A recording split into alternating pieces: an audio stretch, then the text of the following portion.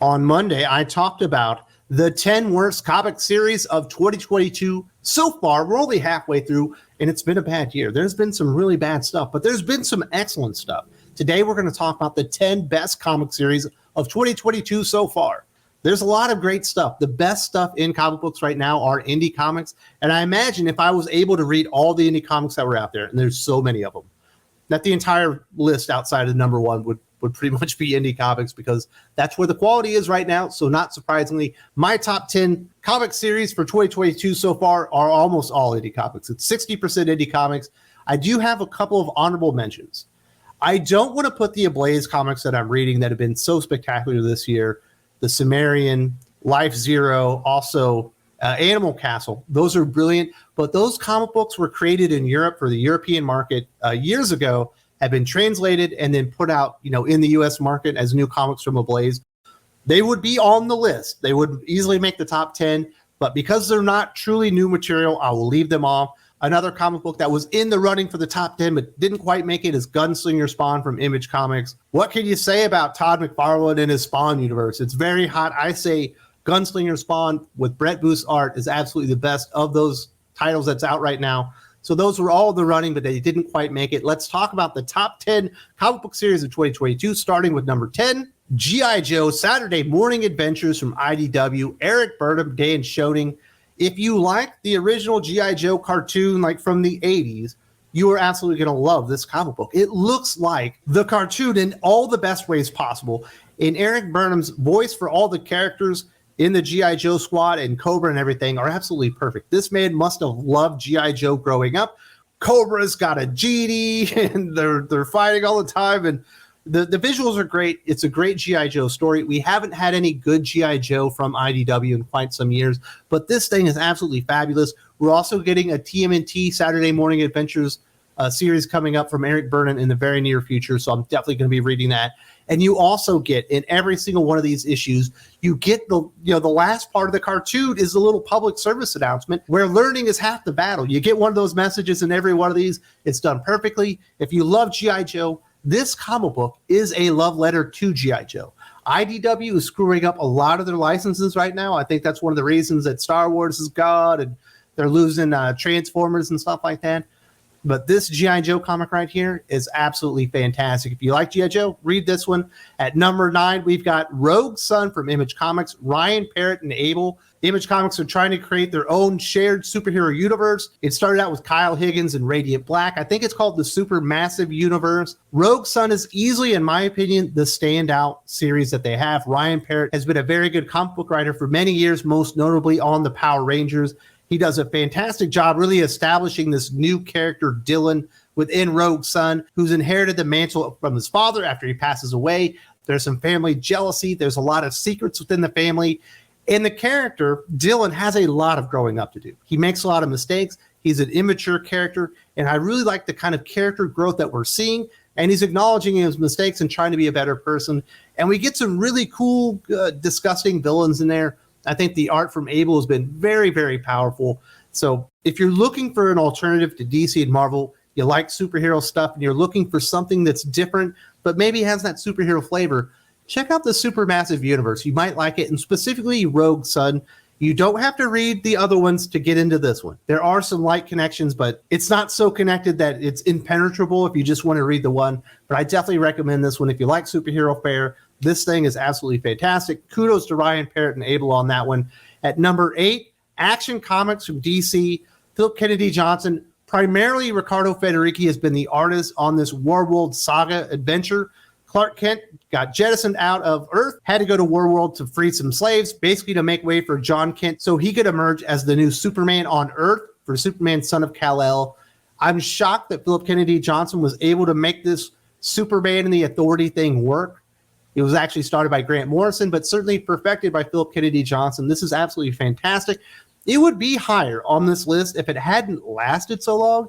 I think it's gone on 3 or 4 months too long, and it's not quite done yet. I really like the story. I think they could have compressed it a little bit, but I really like Federici's art. I think he's got a very cool style, definitely a really good fantasy style, which is different than superhero art. But the story that they're telling on Warworld with what Clark Kent is doing, and he's this kind of warrior that's in the gladiator pits and stuff like that. Really fits that art style. So well done, Philip Kennedy Johnson. You've taken chicken shit and made chicken salad. So it's much better than I ever could have anticipated. I've really enjoyed it, but I'm ready for it to wrap up and Clark Kent to return back to Earth, because we need Superman, the real Superman, back on Earth. What? Coming in at number 7, which might be a surprise, King Conan from Marvel Comics. This is the last standalone Conan series Marvel are producing. Now they lost the license once again. This is the best work Jason Aaron has done in a very long time. Mahmoud Asrar was born to be a Conan comic book artist. That's all I can say about the visuals in this story. It's really cool. It's not Robert E. Howard's original work. He's taken the character. He's interpreted it very well. We did have a little bit of a controversy in my opinion, where Jason Aaron had to apologize and give his money away and stuff because there was a very loose, barely association between a new fictional character he created, I guess Pocahontas. But other than that, this thing has absolutely been fantastic. If you haven't read it and you like Conan, but you thought, well, Marvel's Conan isn't very good. And I tend to agree with you. Even the original Conan the Barbarian by Jason Aaron, I thought trailed off after about 6 or 7 issues. This was fantastic from issue 1 all the way to issue 6. You can read the story and you're going to get a fantastic new Conan story from Jason Aaron. Not my favorite writer, but I got to give kudos when somebody does a good job. Coming in at number 6, Valiant Comics. I haven't really recommended anything from them for a very long time. That changed at the end of last year with Shadowman, and certainly got even better into 2022 for the final 4 issues of this series. From Cullen Bunn, Pedro Andreu was the artist for the second half of this. In my opinion, those are the best Shadowman comic books that were actually produced. Shadowman number 7 might be the best comic book created in 2022 so far, just as far as a single issue. It's essentially perfect. It's beautiful. This is a very cool take on Shadowman. Unfortunately, it's already ended because they moved Cullen Bunn over this Book of Death kind of mini event series that he's doing. I kind of feel bad for that because he was doing so good on Shadowman. Cullen Bunn appears to be having a career revival. He was the most boring writer in the history of comic books when he was at Marvel. I wouldn't read anything he did. He comes on Shadowman. I wouldn't read Valiant. I decided to give the first issue a shot because I do like the character so much. And my goodness, he's got the character voice. He's got the world. He's got everything that was really working lockstep and really produced a great Shadowman series. If you're looking for a darker take on a superhero, Shadowman might be what you're looking for, and this is a really good place to start. All 8 issues are absolutely banging, and issue number 7 is a real treat, in my opinion. Getting into the top 5, this is one of my favorite comic books, Maestro World War M from Marvel Comics. Peter David, Herman Peralta on art. I didn't particularly have much affinity for Maestro when Marvel said Peter David was bringing the character back, and we were going to have this 3-part series told. This is the final chapter of this story. But Maestro World War M is absolutely everything I could ever want in a Hulk comic. Yes, it's the weird future version that lives in an apocalyptic future and he takes over the world and stuff. But in this one, they have put so many cool elements in it. You get Namor. You get the Human Torch, the original one. You get Abomination. You get all these cool elements. Dr. Doom in a wheelchair. So many cool things going on. I'm kind of rooting for Maestro. He's kind of an a-hole, but I think he's got a point. And all these people are trying to take him out. Peter David, he's probably the best writer of Marvel right now. I think Chip Zdarsky's doing great stuff on Daredevil, but Maestro World War M is better than what Chip Zdarsky's doing on Daredevil right now. It's better than what he did on Devil's Reign, which I thought was good. I think he's doing better work than Donny Cates, who's kind of the golden boy of Marvel Comics right now. None of his comics made the top 10 for me. I think he's doing some of his worst work, actually, of the last 5 or 6 years. Personally, that's my take on Donny, but Peter David is absolutely knocking it out of the park. World War M, Herman Peralta, Peter David is just chef's kiss. This thing is absolutely brilliant. Lots of action, beautiful visuals. I like Hulk, and this is a really good take. Now, getting into the top 4, this was very difficult. All of these could have been number 1, and I feel weird putting King of Spies at number 4, Image Comics, Mark Millar, Matteo Scalera. This is a brilliant series. It's essentially old man James Bond, but with the violence and everything turned up to 12 or 15 by Mark Millar, because that's kind of the writer that he is. The visuals, Matteo Scalera, I don't think you could have picked a better artist to be on this series for what Mark Millar wanted to accomplish with what he was doing here. But the journey of the main character is he's retiring and he realizes he's sick and his time is coming to an end, and he's thinking about all the things that he did while he was in his Queen's service. And maybe not all of them were above board. Maybe he was working for the bad guys, or maybe some people took advantage of him along the way. And he has some scores to settle. And that's essentially what this comic book is. If you like violence, you like plenty of action, if you like a little bit of gore here or there, if you like Mark Millar, you're going to love this comic book. It was very difficult not having King of Spies in the top 3. It probably deserves the number 1. It's so hard because I love all these comic books that are up here. But if you didn't read King of Spies, it's probably out in trades right now. And if it's not, it'll be out very soon. Pick it up. You are going to thank me later. This thing is an absolute thrill ride. It's an adrenaline rush in paper format. Matteo Scalera, I don't think you could have done it better, my friend, because this thing is a beautiful comic book. Let's get into the top 3. This was all very difficult. I thought this was going to be my number 1 comic book a few months back, but there have been a couple of issues that are good but not great.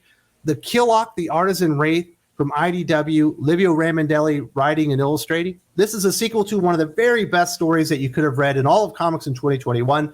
The sequel has lived up to the billing. We've got new characters, new mysteries, and this very powerful Artisan Wraith, which is a mashup of a couple of the characters from the previous series. You have the most diabolical robot-like mind in the world, essentially placed inside of this indestructible robot exterior. And what are they going to do about it? They go out there and they hire the best assassins they can find. And they have a really cool relationship. It's kind of strange to me at first. And you're like, what is going on here? There's something more that they're not telling us. And as they laid out the details of the relationship between the robots, I've really fallen in love with them. The art from Livio Ramondelli is just brilliant. If you like robots, if you like sci-fi, Livio Ramondelli is probably the best robot comic book artist there is. I'm shocked he's not on a Transformers series right now, but I'm glad he's doing his own creator-owned work because the Killock is just brilliant. It's one of the best things I've ever read. I love science fiction. I love comic books, and this is one of the best science fiction comic books you're ever going to read. And by the time you get to the end, you really start getting some of the reveals on what the characters are, their relationships and stuff. It just makes it all worth it. Livio Ramondelli, once again, vying for the top spot with a very, very good comic book in 2022, The Killock, the Artisan Wraith. Coming in at number 2 is the second volume of another series that was brilliant last year, but I think it's gotten better this year. Nottingham from Mad Cave, David Hazan writing, Shane Connery-Volk on art. The first volume was a really cool take on Robin Hood, where kind of Robin Hood was the bad guy and the Sheriff of Nottingham was the good guy. And he's kind of changed it up in the second volume. They're no longer fighting each other. They're kind of working together to go ransom King Richard. And there's this really great story going on. And there's kind of this weird mutual respect and admiration and maybe friendship forming between Robin Hood and the Sheriff of Nottingham. And there's diabolical backstabbing going on back at home, but also with their own team. There's lots of action. And the art by Shane Connery-Volk, you cannot undersell this. Back in the day, you would never get art style like this at the big two, at Marvel or DC, but they certainly have changed with their house styles and stuff.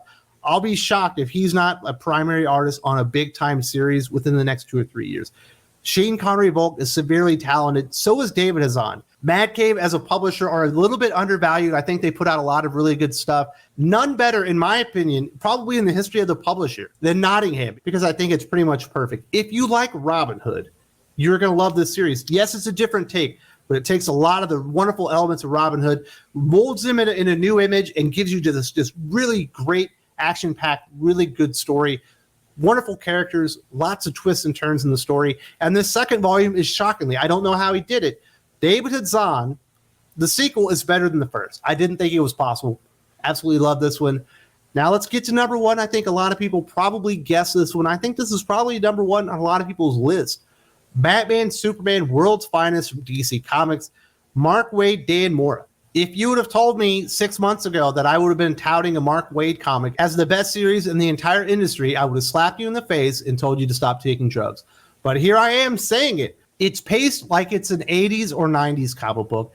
We're getting this wonderful trek around the DC Comics universe with all these heroes and villains, using Batman and Superman essentially as your tour guides as they're going around and fighting all these people. And we've introduced this new villain, the Devil Nazar, who's going to play a big part coming into the end of 2022.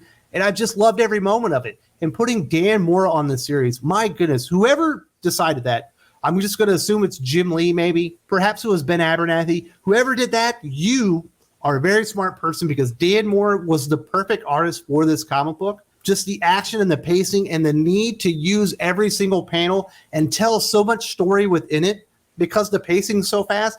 Most artists couldn't keep up with it. They wouldn't be able to do enough within the panels to make the story work. Dan Mora does it perfectly. If by the time this is over, he isn't like the number one artist for DC Comics, something bad has happened because he deserves to be elevated to superstar status. Batman, Superman, World's Finest has been absolutely brilliant. It's almost like a love letter or an homage to like 80s DC Comics. There's some silliness in there. Sometimes there's a little bit of a plot contrivance, but it's all badass and it's all fun. That's what Mark Waid is really bringing to the table with this one. I'm just shocked because he didn't do anything like this in Marvel Comics. There was no fun to be had whatsoever. You get into this, and it's wall-to-wall fun and action and Batman and Superman high-fiving, sending off the Robins and Supergirl and all that stuff. I can't believe how much I like this, but Mark Waid has delivered the best comic book probably the last 15, 20 years of his career. This thing is absolutely brilliant. If you're not reading it, I understand a lot of people don't like Mark Waid. You're missing out on something that's really feels special. And I think by the end of this, people are really going to hold Batman, Superman, World's Finest in very high regard. If you like great comic books, and maybe you weren't watching the channel in 2021, I did a best comic book series of 2021 on the channel at the end of the year. I'm going to put it right here. Go check this out. There were some great comic books that maybe you missed out on last year, and you should definitely check this out and see if you can find something you're looking for.